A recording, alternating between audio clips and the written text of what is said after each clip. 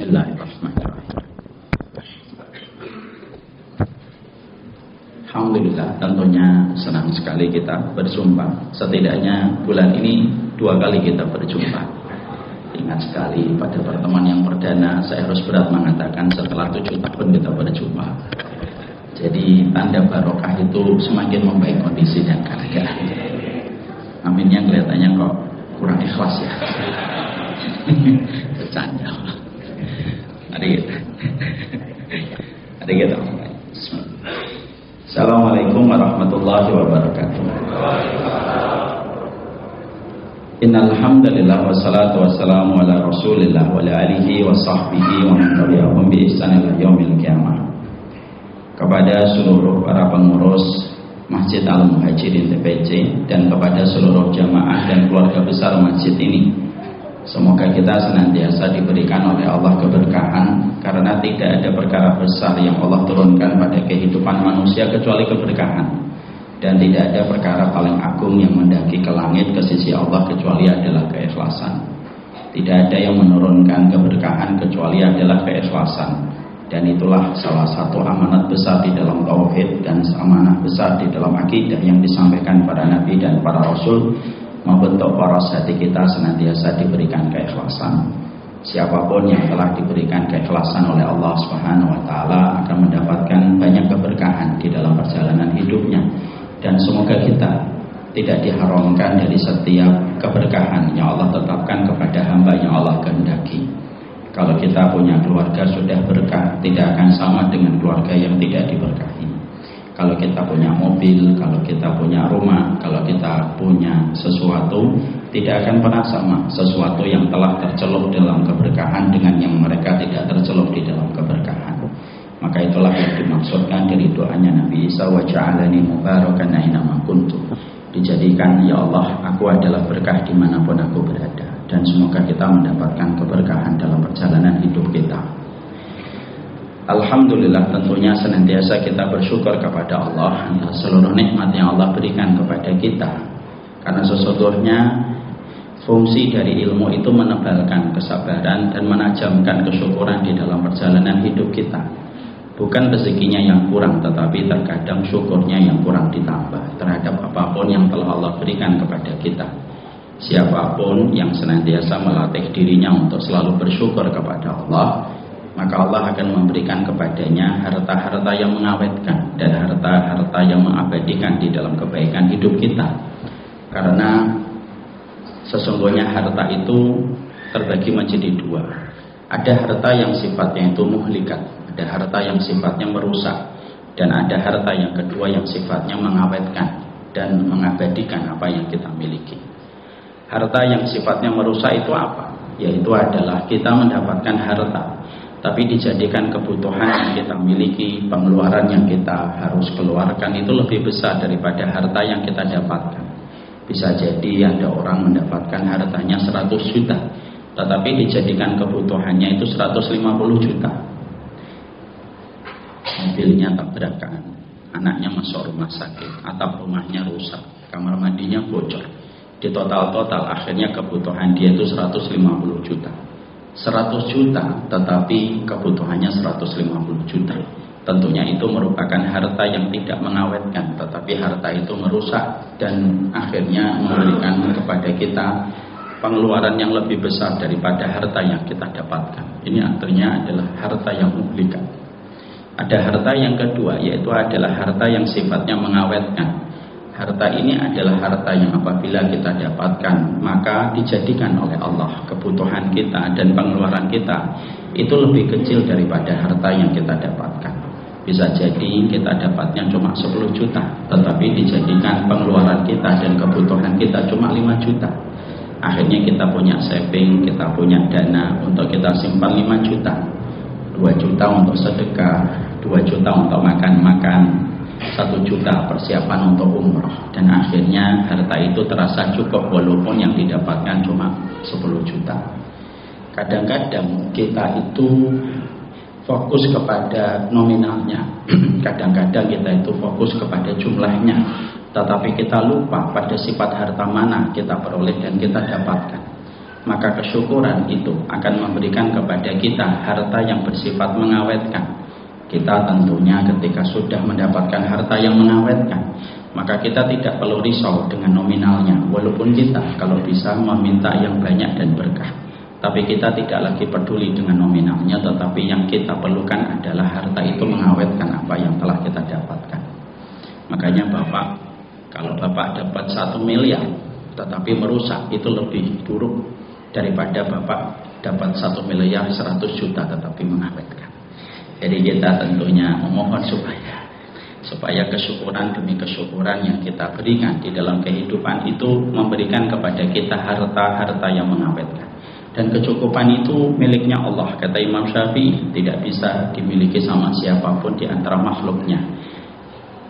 Teori ekonomi makro dan mikro bisa merumuskan teori ekonomi, bisa mengatur kapan inflasi, kapan krisis moneter. Tapi mereka tidak akan pernah memiliki sebuah teori bagaimana mengatur kecukupan. Akuntan paling handal, bendahara yang paling lihai, mereka mungkin bisa mengatur kredit dan debit, tapi tidak akan pernah mengatur sebuah kecukupan. Makanya Imam Syafi'i di dalam surat At-Tolak memberikan sebuah ta'liqat, memberikan sebuah komen. Wa may yatawakkal 'alallahi fahuwa hasbuh. Siapapun yang bertawakal kepada Allah, maka Allah yang mencukupi. Siapa yang mencukupi? Bukan makhluk, tetapi yang mencukupi adalah Allah semata. Dan Allah cukupkan kepada hamba yang Allah kehendaki. Dan di antara syarat kecukupan, kalau kita buka turas, kalau kita buka kitab-kitab para ulama, syarat kecukupan itu harus dimulai dari hati yang selalu bersyukur terhadap apapun yang telah diberikan oleh Allah. Takdir Allah dan pembagian Allah tidak pernah keliru. Takdir Allah tidak pernah salah pada kehidupan kita. Yang salah itu ketika kita banyak melihat dan banyak membandingkan rezeki kita dengan rezeki orang lain. Makanya tidak salah ketika Imam Ibnu Qayyim dalam kitabnya Miftah dari Sa'adah, beliau menyampaikan salah satu dosa besar itu bukan hanya minum khamr. Salah satu dosa besar itu bukan hanya berjudi, tetapi salah satu dosa besar itu ketika kufur kepada nikmat dan membandingkan rezekinya dengan rezeki orang lain. Seakan-akan dia telah menuduh Allah itu tidak becus di dalam pengaturan. Dan seakan-akan dia itu telah menuduh orang lain tidak pantas mendapatkan rezeki itu. Dan yang lebih pantas itu dirinya. Padahal yang memberikan rezeki itu adalah Allah. Dan Allah telah dituduh tidak pantas dan itu dosa besar. Itulah yang menjadikan kita paham kenapa Imam Ibnu Rajab itu mengatakan kepada kita, kalau ingin mudah untuk bersyukur, jangan terlalu banyak melihat kehidupan orang lain. Karena semakin sedikit kita melihat kehidupan orang lain, semakin mudah hati kita untuk lapang. Fasadul qalbi, rusaknya hati itu banyak melihat atau banyak memandang, banyak makan, banyak bicara, dan banyak terlalu berinteraksi. 4 perkara itu termasuk merusak hati, dan salah satunya banyak membandingkan. Kalau sudah membandingkan, lahirlah keinginan. Kalau sudah lahir keinginan, akhirnya lahirlah obsesi, dan akhirnya tidak ada habisnya ketika Allah sudah memberikan rezeki kepada kita. Bapak sadar atau tidak? Kadang-kadang kalau kita pergi ke mall, tidak ingin beli apa-apa, tetapi hanya niatnya mengantar istri ketika ingin belanja. Tapi kadang-kadang ketika sudah masuk mall, mungkin kita lupa membaca doanya, atau mungkin kita tidak lupa tetapi tidak hafal doanya. Itu kelihatannya nomor 2. Maka kadang-kadang akhirnya kita membeli ini, membeli itu. Kenapa membeli? Bukan karena butuh, tetapi karena keinginan ketika melihat. Kadang-kadang kita itu tidak pengen motor, tapi gara-gara melihat orang lain pakai motor, akhirnya kita pengen membeli. Itulah yang menjadikan kita senantiasa kembali kepada basic kehidupan kita. Sesungguhnya kalau ingin gampang bersyukur, jangan banyak melihat. Karena banyak melihat itu membandingkan. Kalau sudah membandingkan, hilangnya lapang hati kita di dalam setiap nikmat yang Allah berikan pada kehidupan kita. Semoga Allah memberikan kepada kita harta yang sifatnya mengawetkan. Alhamdulillah Pak, mari kita syukuri 200 juta tetapi mengawetkan, daripada 100 juta tetapi merusak. Yang ketawa-ketawa itu ingin mengaminkan tapi malu. Semoga kita mendapatkan harta yang membawa keberkahan di dalam kehidupan kita. Amin. Kita pada kesempatan hari ini akan melanjutkan sebuah tema. Dan tema ini sengaja saya sampaikan sebagai sebuah nasihat untuk saya. Karena tidak ada nasihat yang paling baik kecuali nasihat orang yang menyampaikan ilmu untuk dirinya. Karena terkadang setiap guru dan setiap ustadz mereka diuji dalam setiap ucapan dan setiap kalimat yang mengalir dari lisannya. Tema kita akan melanjutkan tema yang menjadi pembahasan kita pada 1 bulan yang lalu ketika kita belum selesai. Dan semoga tema ini tuntas. Kalau Allah menakdirkan, semoga nanti kita sudah bisa memulai pembahasan kitab yang akan kita kaji secara terstruktur dan tersistematik. Kita tentunya paham sekali bahwasanya pada pertemuan kita yang terakhir, saya menyampaikan bahwasanya salah satu di antara sunnah itu yang harus kita mengerti dalam kehidupan Nabi ketika mengajarkan petunjuk pada kehidupan kita. Sesungguhnya Nabi mengajarkan sunnah bukan hanya di dalam tata cara kita beribadah. Shollu kama ra'aitumuni usolli. Sholatlah kalian sebagaimana kalian melihatku sholat. Dan ini merupakan dalil sahih yang sering dijadikan sebuah pegangan bahwasanya ketika kita beribadah itu tentunya harus ada nilai itibanya. Bagaimana menjadikan Nabi itu role model pada setiap ibadah yang kita lakukan. Tapi tentunya kita paham bahwasanya pembahasan sunnah itu bukan hanya masalah fikih ibadah.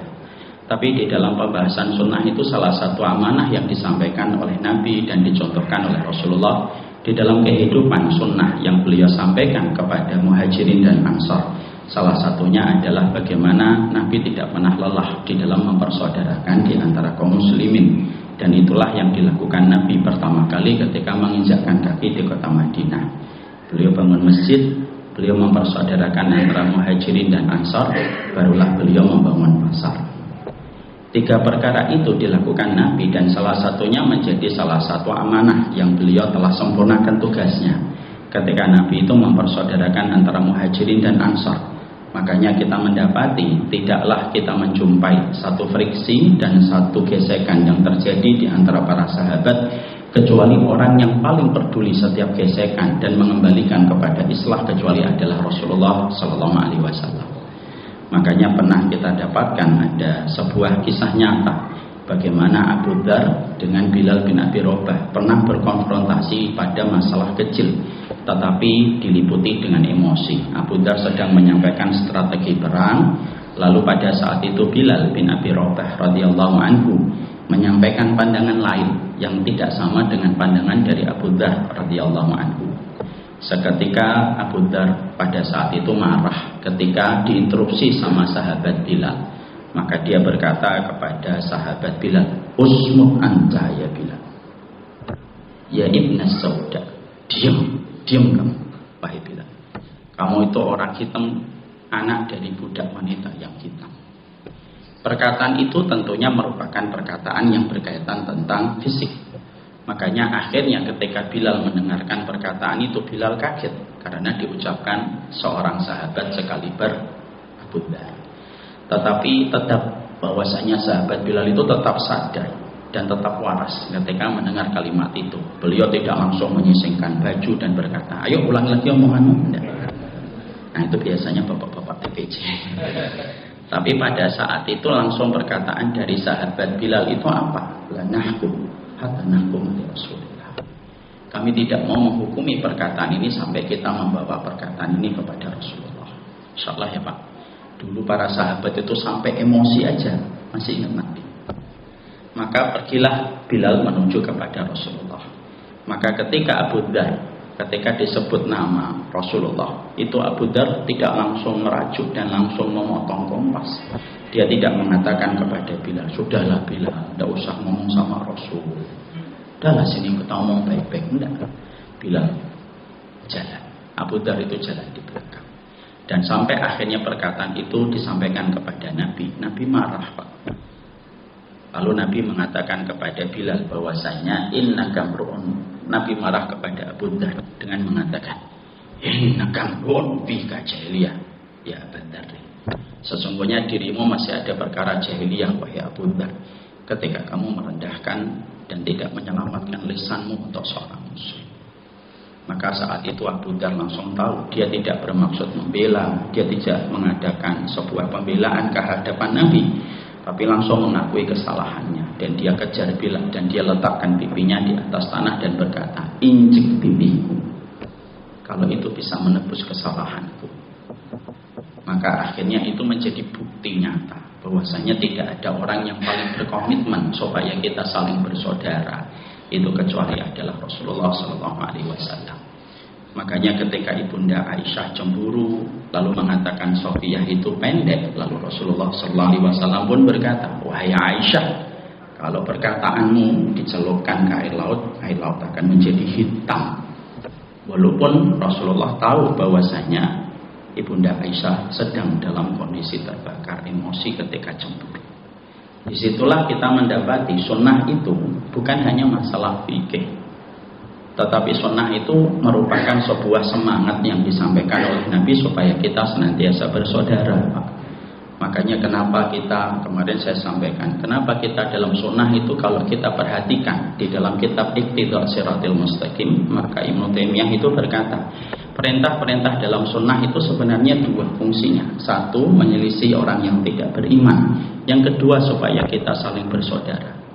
Makanya kenapa shaf itu harus rapat, sampai Nabi mengatakan sawu wala takhtalifu fatakhtalifa qulubakum. Ayo yang rapat, jangan berselisih di dalam shaf salat kalian, karena berselisihnya shaf salat kalian itu menyebabkan berselisihnya hati kalian. Kenapa Nabi kaitkan antara shaf salat dengan persoalan hati? Karena kita diajari di dalam shaf salat itu menempelkan dengan saudara kita tanpa risih, tanpa jijik, tanpa banyak bertanya, supaya hati kita mudah bertemu dan mudah berjumpa. Makanya maaf, jangan sampai kita selalu mencari kaki saudara kita, tapi ketika kita keluar dari masjid, ketika sandal kita berdekatan, kita saling membuang wajah dan membuang muka. Orang yang sering membuang muka, Pak, biasanya ketemu dengan orang yang cari muka. Itu biasanya ketemu. Itu bercanda aja. Maka itu menjadikan kita memahami betul bahwasanya kehidupan sunnah itu ada. Bahkan urusan sholat 5 kali dalam sehari kita pun diperintahkan untuk memperhatikan saudara kita. Kenapa kita ketika memasak harus memperbanyak marok, memperbanyak kuahnya, supaya tetangga tidak tersakiti dengan baunya.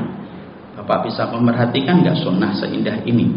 Sampai urusan ketika memasak dan itu masuk pada privasi dapur kita pun, sunnah itu masuk mengintervensi. Jangan sampai dapurmu itu menyakiti tetanggamu. Makanya kalau kita masak daging, diperbanyak kuahnya, supaya tetangga kita bisa mendapatkan bagian dari daging yang kita masak. Walaupun jangan hanya sekedar kuah saja, Pak, tolong diperhatikannya. Masak mie godok, mie-nya dikasih ke tetangga. Masak apa, Pak Doni? Masak mie godok. Ini apa? Ini kuahnya.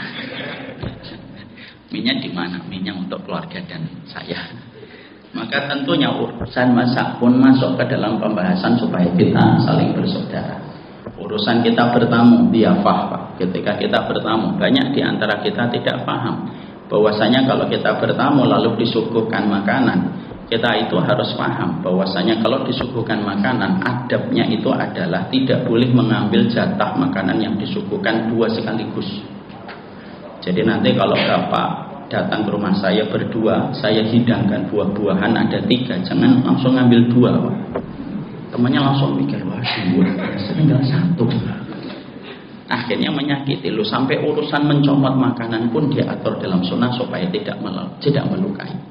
Kenapa kita sampai ketika bertiga tidak boleh berbisik-bisik supaya tidak melukai saudara kita? Ketika kita bertiga lalu kita berbisik-bisik kepada 2 orang. Semuanya itu menyampaikan kepada kita betapa indahnya sunnah. Sunnah itu meletakkan kita sebagaimana fungsinya seorang muslim. Al-muslimun man saliman muslimun min lisanihi wa yadihi. Ya seorang muslim itu simpel kok.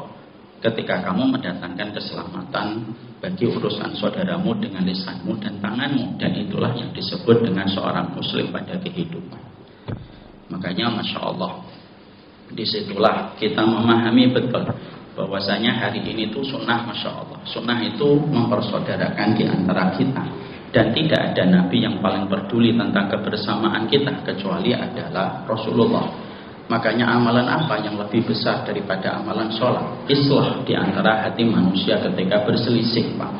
Karena sesungguhnya ketika hatinya muslim dengan muslim saling berjumpa kembali, saling terkait kembali, dan saling bersaudara, itu merupakan perkara besar yang tentunya akan membawa kebaikan di dalam kehidupan kita, dan itulah salah satu amanah sunnah pada kehidupan kita. Makanya saling mencintai kepada sesama saudara kita, saling mencintai kepada saudara muslim itu bukan masalah fikih, itu masalah tauhid. Makanya di dalam akidah ada yang namanya al-wala'u wal-bara'u, saling mencintai dan saling memberikan permusuhan. Loyalitas itu didasarkan kepada keislaman dan keimanan yang kita berikan, dan itu disebut dalam kata al-wala. Inilah yang menjadikan kita paham betul. Inilah sunnah yang sebenarnya terjadi. Hari ini Pak, banyak orang pintar dan banyak taklim, LC juga semakin banyak. Tapi ternyata menghadirkan kembali tentang arti persaudaraan itu ternyata justru semakin sulit. Padahal semakin banyak orang yang membaca kitab, semakin banyak orang yang pulang dari Madinah, semakin banyak orang yang pulang dari Fakultas Syariah, semakin banyak orang itu pulang dari Mesir Pak. Tapi entah kenapa yang terjadi, semangat permusuhannya semakin banyak di mana-mana. Dan menjadi sedih, yang satu juga ahlul qiblah, yang satu ahlul qiblah, yang satu juga bermunajat kepada Allah, yang satu juga bermunajat kepada Allah, yang satu menyebut Imam Ibnu Qayyim, yang satu menyebut Imam Syafi'i. Tapi ternyata fakta yang terjadi itu adalah justru semangat permusuhannya lebih besar daripada semangat kita untuk saling merekatkan dan mencoba mencari kebaikan di dalam persaudaraan yang ada di dalam kehidupan. Makanya tidak salah ketika Allah menyampaikan di dalam surat Ali Imran, wadhkuru ni'matallahi 'alaikum id kuntum a'da'an fa'alafa baina qulubikum fa asbahtum bi ni'matihi ikhwana. Makanya tidak salah ketika Allah itu menyampaikan, ingatlah terhadap kenikmatan yang aku berikan kepada kalian di mana dulunya kalian bermusuhan. Lalu dengan nikmat yang Allah berikan yang kalian dulunya bermusuhan, lalu kalian menjadi hamba yang bersaudara. Dan Allah memulai penggalan ayatnya dengan sebuah perintah, wadhkuru. Ada sebuah kaidah dari Imam Qurtubi, kalau ada ayat kok dimulai dengan kata wadhkuru, berarti itu yang diterangkan di dalam ayat itu adalah perkara yang sering dilupakan oleh manusia dan tidak menganggap itu nikmat. Dan salah satu nikmat besar yang sering kita lupakan, yang menyuruh kita bersaudara, itu adalah Allah Subhanahu wa Ta'ala. Inilah masalah klise yang sedang dihadapi oleh kita Pak. Dan ini menjadi PR bagi kita untuk menyelesaikan masalah besar ini, supaya masalah ini betul-betul setidaknya dimulai dari diri kita, supaya tidak ada lagi pertikaian dan permusuhan membabi buta antara muslim dengan muslim, supaya kita tidak mewariskan semangat permusuhan ini kepada anak-anak kita. Dan ini penting. Makanya pembicaraan tentang masalah ini menjadi pembicaraan yang tentunya besar. Tentunya sebelum kita menyampaikan apa sebab yang menjadikan kita akhirnya sering bertikai, menurut para ulama ketika memberikan nasihat untuk kita, termasuk saya, sebelum kita membahas tentang itu, tentunya membicarakan tentang tema persaudaraan itu merupakan perkara yang memang sejatinya memang berat, karena setidaknya ada 3 fakta. Kenapa membicarakan tentang kebersamaan di dalam kehidupan iman itu menjadi masalah yang cukup berat untuk kita bicarakan. 3 perkara, fakta tentang masalah ukhuwah dan kebersamaan, yang ternyata menjadikan masalah ini begitu berat untuk dieksekusi di dalam kehidupan. Yang pertama, karena memang ada orang-orang yang sengaja ingin mengambil keuntungan dari setiap permusuhan dan pertikaian muslim dengan muslim. Dan akhirnya narasi yang ada itu narasi permusuhan terus. Bangsa ini kapan akan baik kalau kita akhirnya menghidupkan terus narasi permusuhan? Dan umat ini akan menjadi baik itu kapan? Membicarakan tentang berbagai macam kondisi dan amanat besar kalau narasi permusuhan itu ada. Kenapa? Karena memang ada orang-orang yang mengambil keuntungan dari setiap pertikaian dan permusuhan kita. Siapa itu? Orang yang ingin untuk tidak melihat Islam itu mendapatkan kebaikan dan mendapatkan keberkahan. Mari kita belajar dari catatan sejarah yang diambil oleh para mu'arrikhin, salah satunya Imam Ibnu Katsir. Imam Ibnu Katsir itu menceritakan tentang salah satu kejadian dan peristiwa nyata yang membuat kita merenung, Pak. Yaitu ketika kita menjumpai bahwasanya ketika akhir abad pertama menuju pada abad yang kedua Islam Hijriah, itu pada saat itu ada sebuah fitnah yang terjadi di antara Abdul Malik Marwan dengan Abdullah bin Zubair. Ketika terjadi sebuah pertikaian yang sangat besar, maka pada saat itu ketika pertikaian itu luar biasa membesar gitu ya, maka pada saat itu kekaisaran Romawi Timur yang saat itu dikuasai oleh satu kaisar yang bernama Julistianus Ats-Tsani, Julistianus yang kedua. Ini ada Pak, kalau Bapak nanti bisa baca kitab silahkan dibaca dalam tarikh ya, kalau belum bisa mari kita berdoa Pak, semoga dimampukan. Karena biasanya kalau belajar bahasa Arab itu pertama kali ketika dibuka yang daftar banyak 60 orang, tapi seiring waktu biasanya tinggal 2. Ada 2 itu yang satu ngantuk, yang satu ke kamar mandi. Ustadznya itu harus bersabar. Di dalam kitab tarikh itu dijelaskan bahwasanya akhirnya ketika terjadi pertikaian antara Abdul Malik Marwan dengan Abdullah bin Zubair ini menjadikan akhirnya ekspansi kaum muslimin itu melemah. Lalu para komandan-komandan distrik militer di Romawi Timur itu langsung senang mendapatkan itu. Langsung mereka tergopoh-gopoh datang kepada Kaisar Romawi Timur yang saat itu bernama Julistianus yang kedua. Lalu mereka berkata, Kaisar, ini saat yang tepat bagi kita untuk membalas dendam. Karena kaum muslimin sedang terjadi pertikaian besar-besaran dan mereka tidak bisa fokus menyerang kita. Saatnya menyerang balik. Sang kaisar sebagai kepala negara dan negarawan itu harus tenang Pak. Jadi kalau ada seorang yang diakui sebagai pemimpin kok dia emosional, nah itu bukan negarawan. Maka seorang Julistianus yang kedua itu negarawan yang sangat tenang. Selain beliau juga ahli strategi perang. Dia berkata kepada para komandan distrik militer dan berkata, biarkan mereka bertengkar. Loh, kenapa? Ini hal yang paling logis bagi kita untuk menyerang balik dan membalas dendam atas kekalahan demi kekalahan yang mereka berikan untuk kita. Kalau kalian ngotot pengen mendapatkan jawabannya, kalian datang ke sini besok. Aku akan memberikan jawabannya. Maka komandan-komandan distrik militer Romawi Timur ini akhirnya mereka pulang. Mereka penuh dengan pertanyaan. Kok Kaisar kami ini tidak bisa diajak kerjasama untuk membalas dendam, padahal ini saat yang tepat untuk membalas dendam. Maka akhirnya, Masya Allah, akhirnya mereka penasaran sampai satu hari berikutnya mereka datang. Dan ketika mereka datang menghadap Julistianus yang kedua, mereka jumpai, Masya Allah, mereka jumpai dan mereka dapatkan di depan singgasana sang kaisar itu ada kandang besar Pak. Di dalamnya ada 2 anjing yang sedang diadu domba oleh tentara yang diperintah oleh kaisar. Adu domba anjing itu diadu anjing. Wah, saling mencakar dan mereka saling berdarah. Lalu para komandan distrik militer Romawi Timur itu masih belum paham ini apa sih maksudnya. Ketika mereka melihat bagaimana 2 anjing itu diadu oleh sang kaisar, maka pada saat itulah ketika mereka sudah kelelahan 2 anjing ini ketika sedang diadu, maka sang kaisar mengatakan kepada prajuritnya yang tadi mengadu 2 anjing tersebut, masukkan itu serigala di dalam anjing itu, di dalam kandang itu. Maka sang komandan-komandan militer sudah mulai menangkap arahnya kemana. Dimasukkanlah itu serigala. Maka 2 anjing yang asalnya bertengkar, lelah, lalu mereka sudah berdarah-darah. Ketika dimasukkan serigala, maka 2 anjing yang tadi bermusuhan berhenti dari permusuhannya. Mereka menghadapkan mata permusuhannya kepada serigala yang datang dimasukkan ke dalam kandang. Dan seketika 2 anjing yang tadi bertengkar melupakan pertengkarannya dan menerkam serigala. Dan tidak butuh waktu lama serigala itu ambruk, dikalahkan 2 anjing yang mereka sepakat untuk melawan serigala itu. Maka pada saat itulah Julistianus yang kedua lalu berkata, kalian orang pintar kan? Tidak perlu aku menjelaskan jawaban dari apa yang kalian lihat ini.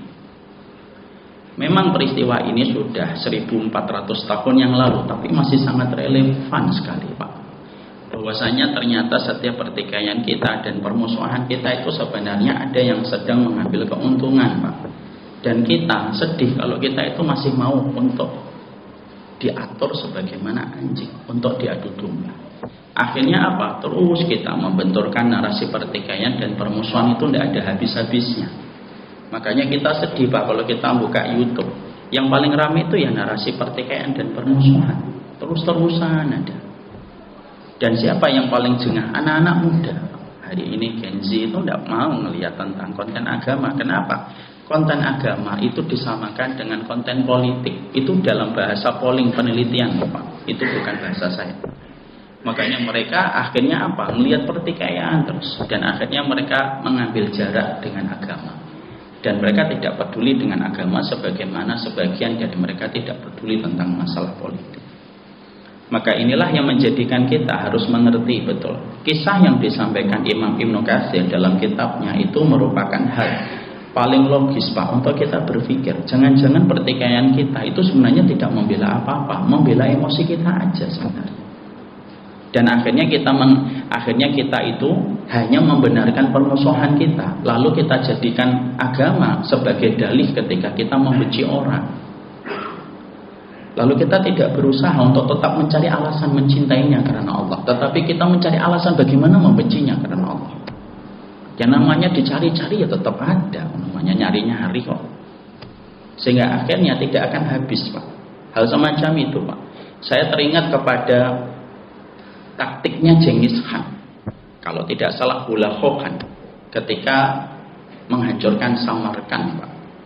Karena Samarkand ini salah satu daerah di Uzbekistan yang dihancurkan oleh Hulagu Khan. Saya sedikit paham tentang masalah Uzbekistan karena kemarin ke Uzbekistan agak lama. Di situ saya mempelajari salah satu sejarah. Ternyata Samarkand itu pernah menjadi korban dari politik adu domba dari Hulagu Khan. Jadi ketika sebelum akan memasuki itu, maka Genghis Khan itu atau Hulagu Khan saya lupa, dia itu tidak mau terjadi pertumpahan darah yang akan merenggut banyak korban dari pasukannya. Akhirnya pada saat itu Hulagu Khan itu lalu memberikan sebuah pilihan kepada masyarakat. Sudah, kalian damai saja sama kita. Kata kami tidak ingin perang. Sebenarnya niatan ini sudah dicium gelagatnya tidak baik sama beberapa ulama yang tinggal di tempat itu, karena Samarkand itu negeri para ulama Pak. Ya, Ibrahim Samarkandi yang menjadi salah satu orang yang mengajarkan Islam di bumi Nusantara. Samarkandi itu nama dari negeri Samarkand, karena orang Jawa tidak bisa menyebut Samarkand, namanya Samarkandi, Ibrahim Samarkandi, yang nanti ada hubungannya dengan Sunan Ampel. Dan itu termasuk sejarah yang kita harus paham sebenarnya. Kita kembali kepada masalah tadi. Maka Hulagu Khan saat itu akhirnya mengadu domba dan mengatakan, ya sudah kami itu pingin supaya kami masuknya damai. Maka sebagian dari ulama-ulama yang ada di Samarkand itu mereka berkata, kebiasaannya orang Mongol itu kebiasaan yang tidak diplomatik. Kenapa mereka tiba-tiba diplomasinya begini ke negeri kita? Pasti ada upaya untuk mengadu domba. Akhirnya rakyatnya terbagi menjadi dua. Ada yang menolak apa yang ditawarkan oleh bangsa Mongol, oleh Hulagu Khan. Ada yang setuju Pak. Lalu yang menolak dan setuju itu saling bertempur Pak, dan berperang Pak. Dan ketika mereka berperang, yang pro sama Hulagu Khan ini menang Pak. Dan ketika menang baru masuklah itu Genghis Khan atau Hulagu Khan. Dan ketika menang, semua yang membela dia itu dibunuh karena dia mengatakan, kalian aja bisa membunuh saudara kalian, maka saya tidak percaya kalian. Kalian akan mudah memerangi kita. Akhirnya semuanya dibunuh juga. Jadi di situ kita mendapati ternyata bahwasanya pertikaian itu ada yang mengambil keuntungan kalau terus-terusan kita saling bertikai, dan tidak ada habis-habisnya Pak pertengkaran semacam ini. Makanya akhirnya Imam Ibnu Taimiyah, salah satu ulama dalam mazhab Hanabilah, itu sangat luar biasa komitmen di dalam beliau itu bersaudara. Makanya ada salah satu di dalam fatwanya beliau di dalam Majmu' Fatawa juz yang ketiga halaman 227. Bagian kiri atau kanan saya lupa gitu. Halaman 227 itu di situ seorang Ibnu Taimiyah itu mengatakan, ada perkataan bagus Pak. Wal ma'lum annana bainal Hanabilah wal Asy'ariyah wasyatun wa munafar. Kelihatannya baru mau dima ya. Saya lanjutkan sebentar boleh? Boleh lah. Boleh atau tidak boleh kan saya ustadznya. Saya selesaikan. Wal ma'lum annana bainal hanabilah wal asyariyah wahsyatun wa munafarah wa ana kuntu min a'dhamin nasi ta'lifan li qulubil muslimin lima amarana Allah bi kitabillah wa sunnati rasulillah. Imam Ibnu Taimiyah itu difitnah sama seorang ulama Pak yang berseberangan pemikirannya dengan beliau, namanya Ibnu Makhluf, sampai beliau dijebloskan ke penjara. Tapi walaupun beliau itu mendapatkan gesekan, mendapatkan friksi dengan kalangan Asy'ariyah dan beliau bermadhab Hanabilah, tetapi perhatikan indahnya seorang Ibnu Taimiyah ketika beliau itu menulis tentang kalangan Asy'ariyah Pak. Nah, saya kalau Bapak nanti nanya Asy'ariyah itu apa, nanti panjang nih, ini masih panjang lagi. Ditulisnya begini, semua orang itu paham antara saya, pengikutnya Imam Ahmad bin Hanbal, dengan kalangan Asy'ariyah itu ada perbedaan yang cukup banyak. Tapi walaupun ada perbedaan yang cukup banyak, saya adalah orang yang paling berkomitmen untuk tetap bersaudara dengan kalangan Asy'ariyah sebagaimana perintahnya Kitabullah dan Sunnah. Dan maaf ya Pak, ketika Ibnu Taimiyah itu kalau sedang mendebat kalangan Asy'ariyah, beliau tidak menggunakan status dan nasabnya kepada Ahlussunnah, tapi menggunakan statusnya adalah Hanabilah. Seakan-akan beliau itu menempatkan kalangan Asy'ariyah tetap adalah bagian dari saudara Ahlussunnah. Dan beliau mengatakan itu antara Hanabilah dan Asy'ariyah itu memang ada gesekan, tapi saya adalah orang yang paling berkomitmen untuk tetap bersaudara dengan kalangan Asy'ariyah. Padahal Pak, beliau dijebloskan ke penjara itu gara-gara fitnah dari beberapa kalangan Asy'ariyah. Salah satunya Ibnu Makhluf yang menjebloskan Ibnu Taimiyah ke dalam penjara. Makanya ketika Ibnu Makhluf itu meninggal dunia, yang paling senang Imam Ibnu Qayyim Pak. Datang tergopoh-gopoh dia kepada Ibnu Taimiyah dan berkata, wahai guru kami, Ibnu Makhluf mati. Lalu Ibnu Taimiyah marah kepada Imam Ibnu Qayyim. Imam Ibnu Qayyim itu lama besar, itu aja dimarahin. Makanya kalau bapak-bapak nanti saya marahin, sabar. Tapi saya tidak marah-marah, orangnya saya lembut Pak. Maka Ibnu Makhluf itu maka Imam Ibnu Qayyim itu dimarahi sama Ibnu Taimiyah. Kamu tidak pantas ya kamu kayak gitu. Itu seorang Imam Ibnu Qayyim Pak. Dan akhirnya disitulah kita mendapatkan sekelas seorang Ibnu Taimiyah pun, walaupun beliau tahu antara beliau sebagai pengikutnya madhab Hanabilah dan ada perbedaan dengan kalangan Asy'ariyah, tapi yang menarik pada paragraf yang beliau tulis sendiri dengan tangannya di Majmu' Fatawa halaman juz yang ketiga 227, nanti dicek. Di situ kita mendapatkan betapa besarnya komitmen seorang Ibnu Taimiyah untuk bersaudara. Kenapa? Karena beliau tahu betul bahwasanya masalah umat itu tidak akan bisa selesai kalau kita saling bertikai. Masalah negara tidak akan selesai Pak. Negara ini karunia Allah Pak. Kalau kita terus bertikai terus, negara tidak mendapatkan kontribusi, umat apalagi. Dan itu yang akan menjadikan kita paham kenapa pertikaian itu ada. Dan menjadi berat pembicaraan kita tentang pertikaian. Karena yang pertama, kita akhirnya paham ada yang mengambil keuntungan ketika kita saling berteriak. Makanya sedih, maaf ya, saya dulu pernah tinggal di daerah Kudus, kota kecil. Makanya saya itu merekam bagaimana perselisihan itu dulu betul-betul menghiasi perjalanan saya menjadi besar. Saya tinggal di keluarga Muhammadiyah Pak, yang secara notabene menurut pendapat saya sunnahnya itu dominan sekali di tengah lingkungan dari saudara-saudara kita Nahdlatul, yang dalam beberapa pendapat fikih dan istihad itu mungkin berbeda. Memang fikih itu begitu, fikih itu luas, yang sempit adalah hati kita. Saya tahu betul perbedaan itu tuh sempat menghiasi pertikaian ketika kami mulai beranjak dewasa. Setiap orang kalau jadi imam dilihat di rumah baca bismillah atau enggak. Kalau baca bismillah ya berarti NU. Kalau bismillahnya enggak kedengeran MD. Makanya sampai bukan hanya masalah ibadahnya Pak, kunut atau tidak kunut, sampai seorang pengisi materi saja diperhatikan Pak. Nanti kalau menutup acaranya itu dia mengucapkan kalimat ikhtitamnya apa? Kalau kalimat ikhtitamnya adalah wallahul muwaffiq ila aqwamit thoriq, nah itu NU.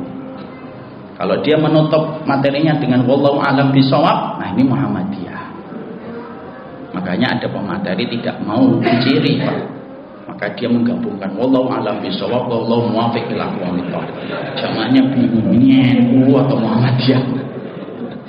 Lah mosok kayak gitu harus terus dipertahanin Pak, melotot-melotot, nggak mau tegur sapa. Emang kita ngaji tuh nyari musuh gitu?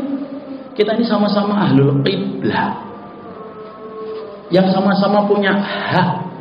Kamu dijaga kehormatannya, saya juga menjaga kehormatan dirimu. Sama kok sebenarnya. Masalah harta saja bisa menyebabkan orang gagal masuk surga, apalagi masalah kehormatan. Dan kita sepakat Pak, mau agama kita apapun, masalah kehormatan itu mahal. Kalau kita mencari dasar bahwasanya kita bermusuhan, ya tetap pasti ada alasannya. Makanya disitulah kita paham bagaimana mengkondisikan hati itu penting. Kenapa? Ada perkataan bagus dari Imam Al-Ghazali rahimahullahu ta'ala. Bapak nanti kalau membaca kitab Ihya Ulumuddin yang versi tahqiqnya, ada versi tahqiq dari Syekh Jamaluddin Al-Qasimi rahimahullahu ta'ala.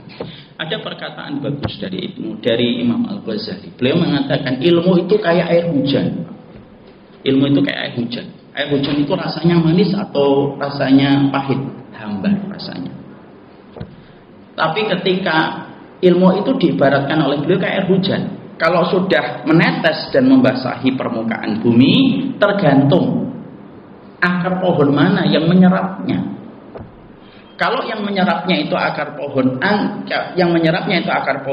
kurma, maka dia akan manis Pak, memberikan manfaat. Daunnya juga memberikan manfaat, lebatnya bisa memberikan keteduhan. Tapi kalau yang menyerapnya itu pohon kaktus, air yang tadi asalnya hambar itu berubah apa? Berubah gersang, tidak ada buahnya, pahit, lagi menyakitkan ketika orang melewati pohon kaktus kalau tidak berhati-hati.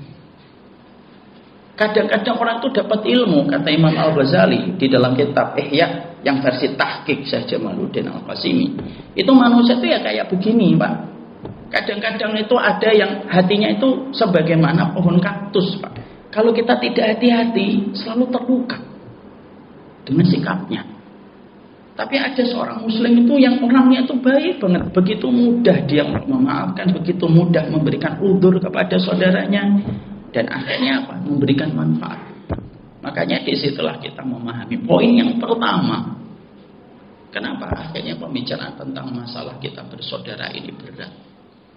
Karena ada yang tidak suka ketika muslim itu saling bergandengan tangan. Paham nomor satu? Paham insyaallah. Mari kita lanjutkan untuk sholat isya dulu. Kita lanjutkan sebentar habis sholat isya. Kenapa sebentar Ustaz? Sunahnya habis isya itu di masjid atau ngobrol sama istri Pak? Ngobrol sama istri. Alhamdulillah. Mari kita amalkan sunnah ya. Jangan mendolimi ustaz ya. Gak boleh mendolimi. Nanti kita habis isya ngobrol lanjutkan sebentar. Nanti setelah itu mari kita kembali ke istri kita tercinta. Karena sesungguhnya lam ara al-mutahabaini misla zawaj. Kata Imam Ibnu Katsir, aku tidak pernah melihat persahabatan yang paling indah kecuali persahabatan suami istri. Dan salah satu ikhtiar untuk menjadikan kita sahabat bagi istri kita, mari kita banyak mendengarkan keluhan dari satu hari yang telah dilewati ketika merawat anak-anak kita. Insyaallah. Saya romantis kan Bang? Mari kita sholat isya. Assalamualaikum warahmatullahi wabarakatuh. Bismillah. Kita lanjutkan sebentar. Assalamualaikum warahmatullahi wabarakatuh. Sehingga ketika tadi kita telah mengetahui betul bahwasanya ternyata membicarakan tentang masalah persaudaraan itu menjadi salah satu amanah yang kita harus mengerti dari apa yang ditinggalkan dan diwariskan oleh baginda Nabi Sallallahu Alaihi Wasallam. Maka sungguh membicarakan tentang sebuah persaudaraan itu tentunya tidaklah mudah. Makanya yang pertama yang tadi kita pelajari dan kita dapatkan bahwasanya sesungguhnya kita mendapatkan ada orang-orang yang mengambil keuntungan besar dari setiap pertikaian dan permusuhan yang terjadi antara muslim dengan muslim yang lainnya, sehingga kita mendapatkan betapa banyaknya satu persatu yang disampaikan oleh para ulama untuk menjadi perenungan untuk kita. Itu yang pertama. Yang kedua Bapak, Membicarakan tentang persaudaraan itu menjadi salah satu materi berat dalam kehidupan iman kita. Bukan berat dipahami, tetapi berat untuk dieksekusi dalam kehidupan kita. Karena memang hakikat yang kita sedang berada pada masa-masa fitnah yang sudah dikabarkan dengan pemberitaan nubuah dari Rasulullah SAW. Dan ini merupakan salah satu di antara fakta, mau tidak mau, suka tidak suka, kita harus menghadapi fakta ini. Dan kita berusaha betul bagaimana kita melepaskan dari fitnah itu untuk menyelamatkan kehidupan sunnah dan kehidupan pemahaman kita ketika ittiba kepada baginda Nabi. Makanya salah satu persoalan yang disampaikan Nabi dengan panjang lebar itu masalah fitnah. Makanya Nabi itu menyebutkan ada 3 fitnah yang apabila 3 fitnah ini sudah muncul ketiga-tiganya, maka kita tinggal menunggu gerbang terbukanya fitnah yang terakhir. Dan fitnah yang terakhir itu fitnahnya Dajjal. Dan 3 fitnah itu sudah diisyaratkan oleh baginda Nabi. Makanya salah satu hadis terpanjang yang disampaikan Nabi itu hadis tentang masalah fitnah. Disampaikan Nabi dari habis subuh, terus Nabi menyampaikan ketika beliau naik ke atas mimbar. Dan para sahabat itu menduga bahwasanya ketika berkumandang adzan zuhur itu sudah selesai. Tapi ternyata Nabi menyampaikan materi sepanjang itu, Pak, sampai zuhur. Dan ketika selepas sholat zuhur, ternyata Nabi tidak lama berzikirnya dan bangkit kembali. Lalu melanjutkan apa yang beliau sampaikan ketika menjelaskan perjalanan rute umatnya sampai hari kiamat. Dan itu dilanjutkan Nabi dari habis zuhur sampai asar. Para sahabat menyangka habis asar selesai. Ternyata habis sholat asar, Nabi langsung berdiri kembali dan melanjutkan apa yang beliau sampaikan dari subuh, Pak, sampai akhirnya baru berhenti ketika berkumandang adzan maghrib. Makanya sampai sahabat Hudzaifah ibn Yaman itu beliau berkata bahwasanya itu merupakan hadis terpanjang yang disampaikan oleh Nabi. Dan hadis terpanjang yang disampaikan Nabi itu bukan tentang masalah sholat, tentang masalah fitnah demi fitnah yang akan dihadapi oleh kaum muslimin sebelum munculnya fitnah yang paling besar, yaitu Dajjal, sampai selesainya kehidupan manusia. Makanya Hudzaifah itu sampai berkata, tidak ada yang hafal hadis itu kecuali sedikit dari kami, dan di antara yang sedikit itu saya. Mungkin kalau kita, Pak, yang ikut di situ sudah pasti fix dan confirm kita nggak hafal. Karena Bapak kan hafalnya innamal a'malu, itu pun tok berhenti di situ. Dia bisa lanjutkan. Maka di antara fitnah-fitnah yang disampaikan Nabi itu ada 3, Pak. Ada namanya fitnatul akhlas, ada namanya fitnatul sarra, ada namanya fitnatul haimah. Ini hadisnya panjang-panjang. Lalu terakhir munculnya fitnahnya Dajjal. Dan para ulama, para dokter itu menyampaikan, Dr. Al-Mubayyad itu menyampaikan bahwasanya 3 fitnah ini semuanya sudah muncul. Dan kita sekarang sudah berada pada gerbang munculnya fitnah Dajjal. Fitnah itu apa, Ustaz? Fitnah itu akhlas, itu fitnah akhlas yang disebutkan Nabi pertama kali, Pak. Pindahnya dari satu fitnah ke fitnah itu bukan menandai berakhirnya fitnah yang sebelumnya. Enggak, fitnah yang sebelumnya tetap ada. Karena bedanya fitnah dengan musibah itu apa? Musibah itu datangnya besar seiring dengan waktu mengecil. Itu kata Hasan Al-Basri. Bapak dapat musibah, ibunya meninggal dunia. Telepon berdering. Ya, Mas. Iya, Ibu. Gede, Pak, kayak bom atom itu, bahkan melebihi. Tapi seiring waktu Allah menyembuhkan pelan-pelan. Kita tidak bisa melupakan karena memang manusia tidak disetting untuk melupakan. Hanya berdamai dengan takdir dan ridho kepada takdir. Seiring waktu mengecil, Pak, itu musibah. Beda dengan fitnah. Fitnah itu pertama kali muncul kecil, lama-lama membesar, lama-lama membesar, lama-lama membesar, lama-lama membesar. Makanya kondisi hari ini beda dengan kondisi ketika tahun 90-an, Pak. Kita dulu tahun 90-an menyaksikan dunia dalam berita cukup, Pak. Kalau sekarang enggak, Pak. Scrolling terus, melebihi rotasi 24 jam dalam sehari. Maka fitnahnya semakin besar, Pak. Dan fitnah itu pertama kali datang semenjak wafatnya Umar bin Khattab radhiyallahu anhu. Makanya Bapak bisa membayangkan laki-laki yang mampu menjadikan fitnah tertahan di pintu langit itu adalah Umar bin Khattab. Saking betapa besarnya ketakwaan beliau kepada Allah setelah Abu Bakar. Makanya beliau pernah bertanya kepada para sahabat, Mamingkum yahfad qaula Rasul fil fitnah bima makna. Di antara kalian siapa yang hafal tentang hadis Nabi masalah fitnah? Lalu pada saat itu Hudzaifah menyampaikan, saya, wahai Amirul Mukminin, saya yang hafal. Udhkurha, sebutkan hadisnya. Fitnatur rajuli fi malihi wa ahlihi wa tukaffaru bis salati was sadaqati was shaumi. Setiap orang akan dapat fitnah pada dirinya, pada keluarganya, pada hartanya, dan itu hanya bisa ditebus dengan sholat, memperbanyak puasa, memperbanyak sedekah. Ketika Hudzaifah lagi menyampaikan jawaban itu, seketika dipotong tanpa bermaksud tidak adab, tapi memang Umar bin Khattab tidak menginginkan jawaban itu, dan beliau berkata, hadhihi laisatil fitnah allati uriduha walakin uridul fitnah allati tamuju kama yamujul bahr. Yang aku maksudkan, wahai Hudzaifah, fitnah yang gede, yang datangnya bagaikan gelombang, tidak ada satu rumah kecuali dia dimasuki oleh gelombang fitnah itu. Ketika yang ditanyakan fitnah besar itu, perhatikan jawaban dari Hudzaifah. Tidak apa-apa wahai Amirul Mukminin, antara dirimu dengan fitnah itu ada pintu yang menjadi penjaganya. Barulah Umar bin Khattab itu berhenti bertanya. Para sahabat yang lainnya tanya sama Hudzaifah, apa maksudnya pintu itu? Hudzaifah menjawab, pintu itu adalah Umar. Makanya Umar lalu juga bertanya dalam lain kesempatan, pintu itu nanti terbuka sendiri atau dirusak? Pintu itu dirusak. Dan itulah yang kita dapatkan. Fitnah mulai muncul ketika terbunuhnya Umar bin Khattab radhiyallahu anhu. Beliau tidak meninggal sebagaimana Abu Bakar. Beliau meninggalnya dibunuh sama seorang Abu Lu'lu'ah al-Majusi, orang Rafidhah Syiah Anatullah. Maka di situ kita mendapati bahwasanya semenjak saat itu fitnah itu besar, Pak. Dan fitnah pertama kali itu apa? Fitnah itu akhlas. Fitnah pertikaian, Pak, antara muslim dengan muslim. Itulah fitnah besar. Lalu berlanjut nanti kalau fitnah itu akhlas belum selesai, dilanjutkan fitnah yang kedua. Fitnah yang kedua apa? Fitnah itu sarra. Fitnah itu sarra itu apa? Bergelimang harta, Pak. Bumi-bumi mengeluarkan hartanya, kata Rasulullah.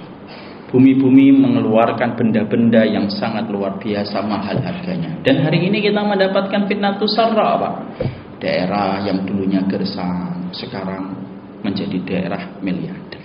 Dan itu disebut dengan fitnatus sarra. Kaum muslimin diberikan taraf ekonomi yang jauh melesat dibandingkan beberapa puluh tahun yang lalu.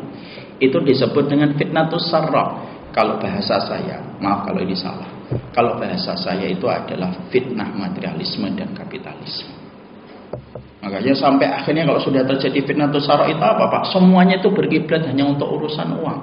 Bahkan maaf, kadang menyekolahkan anak bukan supaya anak itu memiliki akidah yang benar, tapi kadang kita menyekolahkan anak untuk memenuhi kebutuhan industri. Itu akibat dari fitnatus sarra. Fitnah ini belum selesai, digantikan lalu datang fitnah yang ketiga. Dr. Al-Mubayyid mengatakan sekarang sudah yang ketiga. Apa itu fitnah yang ketiga? Fitnah duhaima. Fitnah duhaima itu apa? Kegelapan menyelimuti, Pak, sampai kita bingung itu yang benar dan yang salah itu bagaimana. Makanya maaf ya, kadang kita tidak bisa membedakan laki dan perempuan itu ya dari salah satu fitnah duhaima. Ini laki atau perempuan ya gitu. Dibilang perempuan kok ada jangkungnya gitu. Dibilang laki tapi juga kayak perempuan. Dan fitnah duhaima itu akhirnya menyelimuti sampai akhirnya kita susah membedakan yang benar dan yang salah. Yang menarik dari tiga fitnah yang disebut dengan tiga kondisi fitnah sebelum fitnahnya Dajjal dalam riwayat Bukhari dan Muslim itu, maka yang pertama disebut oleh Nabi itu apa? Bukan fitnah duhaima, bukan fitnah sarra. Yang pertama disebut Nabi itu fitnah akhlas, pertikaian dan permusuhan. Bukan berarti setelah kita memahami ini adalah bagian dari fitnah yang disampaikan Nabi, sikap orang yang betul-betul mengerti itu bukan akhirnya membiarkan. Enggak, justru kita harus keluar dari fitnah itu. Jadi kalau disebutkan fitnatus sarra, bukan Bapak memaklumi ya sudahlah begini kita fitnatus sarra. Ya salah. Nabi menjelaskan fitnatus sarra itu supaya kamu bersikap zuhud Zuhud itu bukan berarti miskin loh Pak. Zuhud itu sikap hati, bagaimana kita meletakkan urusan dunia untuk mendompleng dan mendorong kebaikan akhirat kita. Bukan kita yang diperbudak dunia, kita yang memperbudak dunia. Kalau ada fitnatus syarah, bukan kita ikut-ikutan. Sama ketika Nabi menyebutkan fitnatul akhlas, itu bukan berarti membenarkan statement kita. Oh, kalau kita harus bermusuhan dong. Lu enggak, kamu harus keluar dari fitnah. Karena apa? Keluar dari fitnah itu jalan keselamatan dari Nabi. Jadi kalau Nabi menyebutkan yang pertama itu fitnah atau akhlas, gimana sih caranya kita itu nggak saling bermusuhan di antara muslim dengan muslim? Itu yang harus kita lakukan, sebagaimana itulah yang dikerjakan oleh baginda Nabi. Makanya akhirnya kita mendapati bahwasanya ketika terjadinya fitnah antara sahabat Muawiyah dengan sahabat Ali, dua-duanya orang salih Pak, yang satu penduduk surga, mertuanya pemimpin surga, istrinya penduduk surga, dua anaknya penduduk surga. Muawiyah pun merupakan sahabat yang dipuji oleh Nabi Shallallahu Alaihi Wasallam. Ketika terjadi pertikaian antara Muawiyah dengan sahabat Ali, tentunya ini bukan ranah kita untuk menyalahkan di antara keduanya, karena kita kalau mendapati fitnah para sahabat itu ya tilka ummatun qad khalat laha ma kasabat. Bahwasanya itulah umat yang telah berlalu dan apa yang mereka lakukan itu insya Allah akan mereka bawa di hadapan Allah. Tapi yang menarik adalah ketika terjadi antara fitnah Muawiyah dengan fitnah Ali, ada yang namanya sikapnya Sa'ad bin Abi Waqqas Pak. Sa'ad bin Abi Waqqas itu tidak sama sekali mengikuti narasi perbedaan antara sahabat Ali dengan sahabat Muawiyah. Beliau memilih sikap tawakuf. Tawakuf itu apa? Berdiam diri, sembari menjaga kehormatan di antara keduanya. Sahabat Muawiyah dijaga kehormatannya oleh sahabat Sa'ad bin Abi Waqqas, paman Nabi Sallallahu Alaihi Wasallam, dan kehormatan Ali pun dijaga oleh Sa'ad bin Abi Waqqas. Walaupun kehadirannya Sa'ad bin Abi Waqqas di antara dua belah pihak antara Ali dan Muawiyah, kalau sampai seorang Sa'ad itu memberikan loyalitasnya di antara kedua ini akan memberikan dampak besar Pak. Kenapa? Sa'ad bin Abi Waqqas itu sahabat Nabi strategi perang, dan orang yang melemparkan panah pertama kali dalam Islam itu Sa'ad bin Abi Waqqas. Ditambah lagi doanya mustajab. Tidak pernah riwayat ada seorang saat itu doanya tertolak. Makanya kalau Bapak nanti membaca riwayatnya, biografi seorang Sa'ad bin Abi Waqqas, Sa'ad bin Abi Waqqas itu doanya saja diakui sama Umar Pak.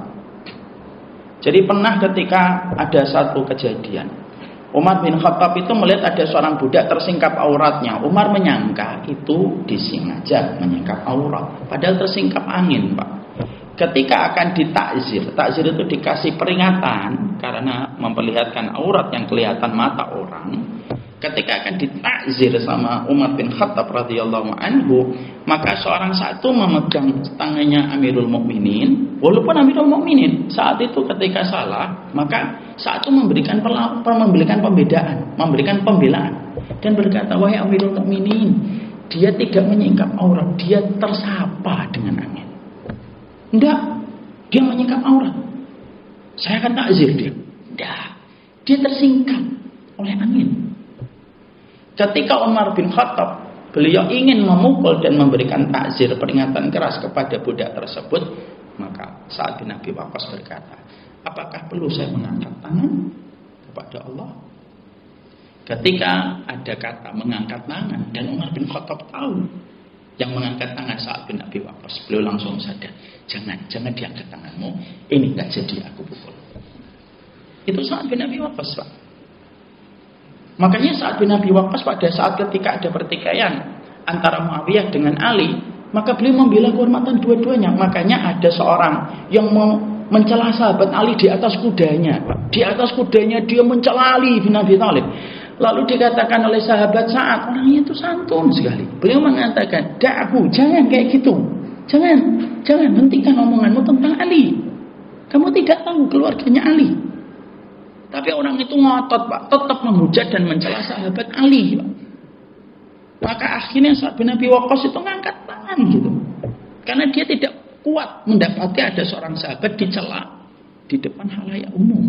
Dia angkat tangannya, belum turun tangannya Pak. Kuda yang dinaiki sama orang yang mencela sahabat Ali itu tiba-tiba liar Pak. Lompat begitu tinggi.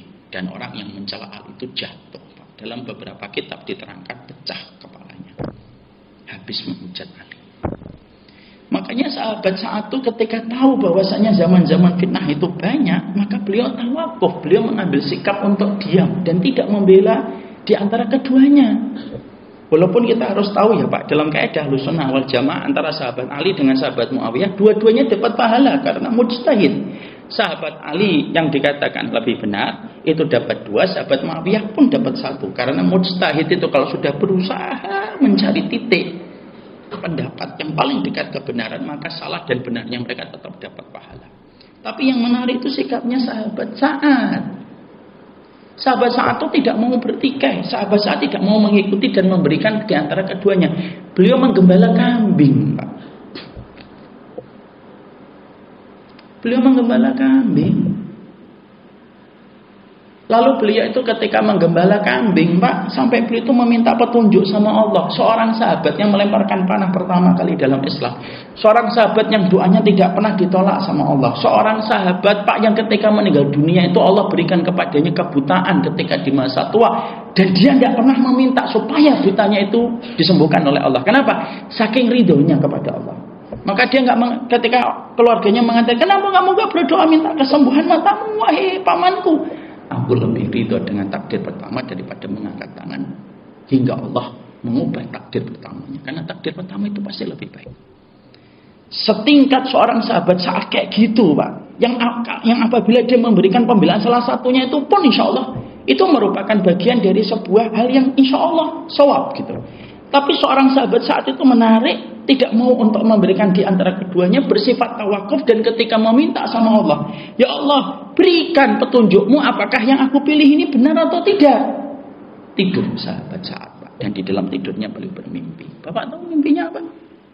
Beliau bermimpi mendaki ke langit, Pak. Dan di dalam langit yang beliau daki, di dalam mimpinya, beliau menjumpai keponakannya Nabi Muhammad SAW di hadapan orang yang begitu teduh, dan beliau baru tahu kalau itu Nabi Ibrahim ketika Rasulullah di dalam mimpi itu memanggil orang tersebut dengan panggilan wahai bapakku Ibrahim. Apa dialognya? Ini ada di dalam kitab-kitab para salaful ummah. Dialognya apa? Dialognya adalah, wahai Muhammad, kenapa umatmu tidak mengambil sikap sebagaimana sikap pamanmu Sa'ad bin Abi Waqqas? Lalu Rasulullah diam, Pak. Bangun sahabat Sa'ad. Makanya akhirnya sahabat Sa'ad itu yakin dengan pilihannya. Kita, Pak, kalau sudah berurusan kaum muslimin, Pak, bukan berarti setelah kita berusaha untuk menjaga kebersamaan yang mampu kita lakukan, bukan berarti kita melonggarkan ittiba dan komitmen kita untuk memegang pendapat yang paling benar. Enggak. Tapi ketika kita berkomitmen memegang paling benar itu, kita juga punya komitmen untuk tetap bersaudara. Sebagaimana perkataan salah satu ulama sunnah yang gak usah kita ragukan, dan termasuk ulama tabi'ut tabi'in, Pak, Imam Syafi'i. Ini saya perlu sampaikan, Pak. Saya pernah ngobrol sama seorang ikhwan. Saya katakan perkataan Imam Syafi'i, beliau lalu ngomong, maaf, karena mungkin belum paham ilmu gitu. Emangnya ngomong, saya gak ngikutin Imam Syafi'i, Ustaz, saya ngikutin para ulama salaf. Loh, Imam Syafi'i itu ulama salaf. Beliau itu tabi'ut tabi'in. Gimana sih? Ya mungkin belum paham. Maka Imam Syafi'i itu mengatakan apa? Qauli shawab yahtamilul khata'. Qauluka khata' yahtamilul shawab. Pendapatku benar, tapi ada kemungkinan untuk salah. Pendapatmu menurutku salah, tapi ada kemungkinan benar. Yang kita lihat dari seorang Imam Syafi'i itu apa? Seninya beliau untuk memegang komitmen kebenaran itu disertai dengan komitmen untuk tetap bersaudara. Dan itu yang kedua, Pak. Kenapa pembicaraan tentang ukhuwah itu menjadi berat? Karena kita memang berada pada fitnah tuh akhlas. Sekarang itu tiga-tiganya ngumpul, Pak. Fitnah tuh akhlas iya, fitnah tuh syara iya, fitnah tuh haima itu iya. Ya kalau seorang sahabat Sa'ad, 2 nama, Pak. Yang satu adalah sahabat yang melihat Nabi dan keimanannya juga diakui Nabi. Yang satu penduduk surga. Itu pun tidak menjadikan sahabat Sa'ad itu memberikan loyalitasnya. Padahal beliau bisa memberikan loyalitasnya kepada salah satu di antara 2 nama ini. 2 nama ini dikenal Nabi kok. Lalu kenapa kita harus betul-betul menikmati permusuhan pada sesuatu yang kita diberikan contoh oleh sahabat Sa'ad bin Abi Waqqas? Itu yang kedua. Yang ketiga,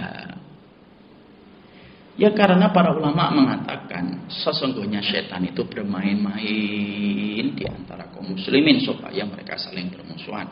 Makanya hadis yang sangat terkenal disampaikan oleh Nabi, "Inna syaitana qad yaisa ya'buduhul musalluna fi jaziratil Arab walakin fi tahrishi bainahum." Sesungguhnya setan itu sudah berputus asa menjadikan patung kembali disembah di Jazirah Arab, tetapi setan tidak pernah berputus asa untuk membuat pertikaian dan permusuhan terus-menerus terjadi di antara kaum muslimin dengan muslimin yang lain. Makanya saya sering mengingatkan diri saya, semoga kita tidak menjadi setan dalam bentuk manusia. Siapa yang menjadikan suami istri itu bertikai, Pak? Ya setan. Banyak pernikahan itu ketemu karena perkara besar, pecahnya karena soal kecil. Dan kita harus paham, Pak, dalam Islam itu, perhatikan kaidahnya. Memasukkan orang ke dalam Islam itu gampang, tapi mengeluarkan orang dari Islam dan mengeluarkan dari sunnah itu susah. Kata siapa, Ustaz? Imam Malik. Gimana perkataan? Ikhrajun nas anis sunnah syadid. Keluarin orang dari jalur kebenaran itu beratnya luar biasa. Masuk Islam gampang, Pak. Kalau masuk Islam gampang, meluarkannya susah. Itu kaidahnya sudah begitu. Makanya Nabi sama sahabat, sama seorang munafik namanya Abdullah bin Ubay, Nabi pun enggak mengatakan kamu itu kafir, kamu itu begini, enggak Nabi itu. Karena apa? Karena ini masalah besar, Pak. Makanya hari ini kita betul-betul sedih. Apakah ilmu hari ini sudah hilang berkah? Taklim banyak, majelis ilmu banyak, tapi permusuhan semakin banyak kita jumpai di mana-mana. Kadang-kadang satu taklim, satu masjid disatukan karena perkara besar, tapi dipisahkan karena masalah yang sebenarnya masih bisa duduk bareng-bareng gitu. Asal ketika kita mau bersabar. Makanya setan itu terus ada. Maka inilah yang menjadikan kita akhirnya memahami tiga perkara ini, menjadikan akhirnya omongan tentang persaudaraan itu menjadi berat.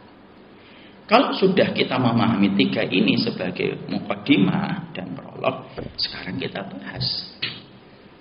Ada penyebab apa menjadikan kita tidak bersaudara padahal Allah menyuruh kita bersaudara? Ada 4 faktor yang menyebabkan gagalnya kita saling bersaudara.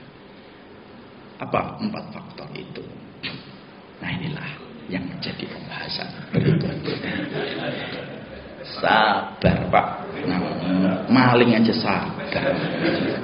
Maling itu kalau akan garong, Pak, muter-muter gitu. Anak buahnya sudah ngomong, kapan bos kita maling? Sabar. Kita juga sabar. Man ta'allama jumlatan dhahaba minhu jumlatan. Kata Al-Khatib Al-Baghdadi dalam kitabnya Al-Faqih wal Mutafaqih menyampaikan, orang itu kalau belajarnya langsung banyak, hilangnya langsung banyak. Makanya kita belajarnya nggak usah banyak-banyak, Pak. Mau Bapak belajar sedikit aja hilangnya banyak. Barakallahu fiikum, semoga Allah memberikan keberkahan untuk kita, insya Allah. Entah kapan kita berjumpa, ini jadwalnya memang masih agak berantakan. Saya belum bisa mengatakan pada pekan keberapa untuk bisa. Tapi insya Allah moga-moga nanti ada jadwal yang lebih rapi, insya Allah ke depannya. Semoga kita saling bersaudara, Pak. Kalau Bapak pernah menghujat saya maafkan. Kalau saya pernah dihujat Bapak, saya maafkan juga. Atau karena saya pernah menghujat Bapak, tolong minta maaf, Pak. Karena sesungguhnya Imam Bukhari saja, Pak. Imam Bukhari saja tidak lepas dari hujatan. Dan beliau pernah berkata, Imam Bukhari itu dari Bukhara, Pak. Bukhara itu kota indah banget, Pak. Bapak harus ke sana di Uzbekistan. Kotanya indah betul. Imam Bukhari itu pernah berkata, tidak ada yang aku takutkan kecuali nanti ketika berdiri di pengadilan Allah ada yang berdiri untuk menuntut haknya atas diriku. Bapak tahu nggak kisahnya Imam Bukhari? Imam Bukhari itu ulama besar, disebut dengan ulama imam para ulama hadis. Itu adalah Imam Bukhari, Muhammad bin Ismail nama aslinya. Ya, Muhammad bin Ismail. Maka beliau itu tinggalnya di Nisabur, Pak, daerah Iran hari ini. Difitnah. Seorang Imam Bukhari itu jangan kita kira selamat dari fitnah. Beliau itu mendapatkan fitnah. Salah satu fitnahnya itu kenapa? Saat itu beliau diundang ke istana untuk mengajar anak-anaknya para sultan, beliau menolak. Beliau berkata, al-ilmu yu'ta wa la ya'ti. Ilmu itu didatangi, bukan mendatangi. Seharusnya ini tidak boleh kayak gini. Maka orang nggak mau. Akhirnya beliau difitnah. Banyak orang hasad kepada beliau, Pak. Akhirnya beliau diusir, Pak. Pulang beliau ke Bukhara. Pemimpin Bukhara dikasih surat yang dibawa kurir. Pemimpin Bukhara pada saat itu mendapatkan perintah usir itu Bukhari dari rumahnya. Padahal Bukhara itu merupakan kota kelahirannya Imam Bukhari. Akhirnya Imam Bukhari diusir dari negerinya kelahiran, Pak. Hanya untuk merapikan kitab pun tidak diperkenankan. Beliau mengatakan, saya merapikan kitab dan bawa kitab boleh? Tidak boleh. Pergi. Maka akhirnya pergilah beliau keluar dari rumah Imam Bukhari. Imam Bukhari pergi ke Samarkand. Itu sebuah wilayah berbatasan dengan negara Bukhara. Ternyata pemimpin Samarkand sudah mendapatkan perintah juga dari pemimpin Bukhara untuk melanjutkan instruksi dari pemimpin negeri Nisabur. Jangan terima Samarkand, jangan terima Bukhara di negeri kalian Samarkand. Akhirnya bordernya ditutup sama tentara dan prajurit. Imam Bukhari mau masuk Samarkand, dicegat, nggak boleh, diusir. Imam Bukhari terlunta-lunta. Imam Bukhari terlunta-lunta gara-gara fitnah. Sampai akhirnya beliau tidak tahu kemana tujuannya dan beliau berdoa. 1 hari atau 2 hari sebelum meninggal dunia, ya Allah, dunia yang asalnya lapang untukku menjadi sempit hari ini. Cabutlah nyawaku untuk kembali kepada sisimu. Lalu tidak lama setelah itu beliau meninggal dunia. Bapak tahu meninggalnya di mana? Di pinggir jalan. Dan tidak ada yang menyelenggarakan penyembelihan jenazahnya kecuali beberapa orang. Makanya kan sempat kuburannya hilang kan, Pak. Lalu atas jasanya Soekarno, saya nggak tahu nih apakah benar atau tidak, tapi memang kalau di Uzbekistan nama Bapak Soekarno cukup terkenal karena akhirnya ditemukanlah kuburannya Imam Bukhari. Apa yang kita ambil point of view dari kisahnya Imam Bukhari? Fitnah Muslim dengan Muslim itu dari dulu mengerikan. Saya itu tidak khawatir membicarakan toleransi Muslim dengan orang-orang non-Muslim. Saya tahu Muslim itu paling baik antara Muslim dengan non-Muslim. Kita kalau punya tetangga non-Muslim itu baik. Saya punya tetangga non-Muslim, Pak, kami baik sekali. Saya tidak pernah mengkhawatirkan bagaimana toleransinya Islam dengan non-Muslim, pasti baik. Makanya nggak usah ngajarin Islam itu tentang toleransi. Itu sama dengan ngajarin kera untuk meranjat pohon. Tapi yang saya khawatirkan justru toleransi Muslim dengan Muslim itu yang paling susah. Semoga Allah memberikan keberkahan untuk kita.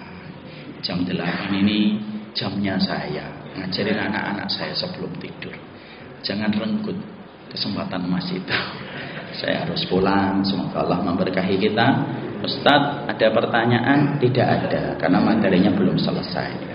Salah satu adab itu materi selesai dulu baru ada pertanyaan. Dan tidak usah mengada-ngadakan pertanyaan kalau memang tidak ada. Itu namanya bid'ah dalam pertanyaan. Barakallahu fiikum wa sallallahu ala nabiyina Muhammad. Saya mohon maaf kalau ada kata-kata yang menyakiti ataupun saya bersikap yang tidak sepantasnya sebagai orang yang menyampaikan setiap kalimat Allah dan sunnah Nabi. Mari menjadi hamba Allah yang saling bersaudara sebagaimana perintah indahnya Nabi. Wa kunu ibadallahi ikhwana. Jadilah hamba Allah yang bersaudara. Sallallahu ala nabiyina Muhammad. Saya tutup dengan wallahul muwaffiq ila aqwamit thoriq atau wallahu a'lam bishawab. Wallahul muwaffiq ila aqwamit thoriq wallahu a'lam bishawab. Subhanakallahumma wa bihamdika asyhadu an la ilaha illa anta astaghfiruka wa atubu ilaik. Assalamualaikum warahmatullahi wabarakatuh.